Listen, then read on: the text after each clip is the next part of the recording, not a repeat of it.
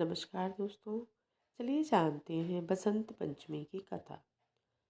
पौराणिक मान्यताओं के अनुसार ब्रह्मा ने ब्रह्मांड की रचना की, लेकिन वह परेशान थे कि उनकी रचना शांत और मृत शरीर के समान थी, क्योंकि ब्रह्मांड में कोई ध्वनि और संगीत नहीं था।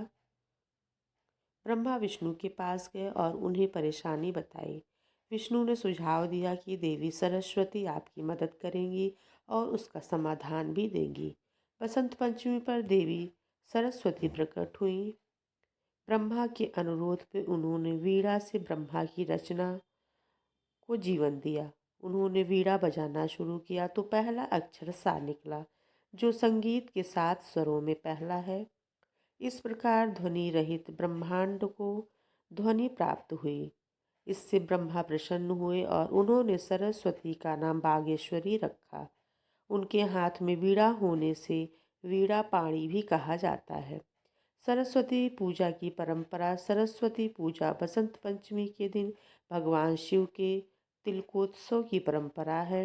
विशेषकर मिथिला समाज के लोग इस दिन महादेव का तिलक करते हैं, जिसमें माता पार्वती के मायके वाले भोलेनाथ को तिलक चढ़ाते हैं।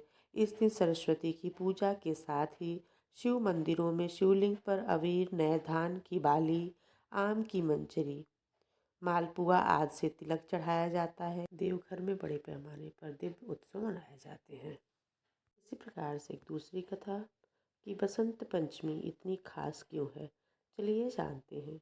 बसंत पंचमी हिंदू धर्म का विशेष पर्व माना जाता है। ऐसी मान्यता है कि बसंत पंचमी के दिन माँ सरस्वती प्रकट हुई थीं। तभी से ये दिन माँ सरस्वती की आराधना का प्रमुख पर्व माना जाता है।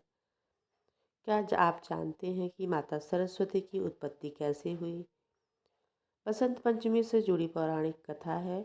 पुराणों में वर्णित है कि सृष्टि रचना के दौरान भगवान विष्णु की आज्ञा से ब्रह्मा जीव और मनुष्य योनि की रचना की, लेकिन ब्रह्मा जी अपने इस सृजन से संतुष्ट नहीं थे। उन्हें लगा कि कहीं कुछ कमी रह गई है, जिसके कारण चारों ओर मौन छाया था। इसके बाद भगवान विष्णु ने अनुमति लेकर ब्रह्मा जी को अपने कमंडल से जल का छिड़काव किया और पृथ्वी पर जल की कुछ बूंदें बिखरने की कंपन होने लगी। इसके बाद वृक्षों के बीच एक अद्भुत शक्ति प्रकट हुई। यह शक्ति एक चतुर्भुजी सुंदर स्त्री थी, जिसकी एक हाथ में वीणा तथा दूसरे हाथ में वरमुद्रा था और अन्य दोनों हाथों में पुस्तक एवं माला थी। ब्रह्मा जी ने देवी से वीणा बजाने का अनुरोध किया। जैसे ही देवी ने वीणा का मधुर नाद किया, संसार के समस्त जीव जंतुओं को वाणी प्राप्त हो गई। जलधारा में कोलाहल होने लगा और हवा से सरसराहट होने लगी। तब ब्रह्मा जी ने उन देवी को वाणी की देवी सरस्वती कहा। दोस्तों, सरस्वती को वागीश्वरी, भगवती, माँ शारदा, वीणा वादिनी और वाग देवी सहित अनेक नामों से जाना जाता है। बोलिए माँ शारदे की जय।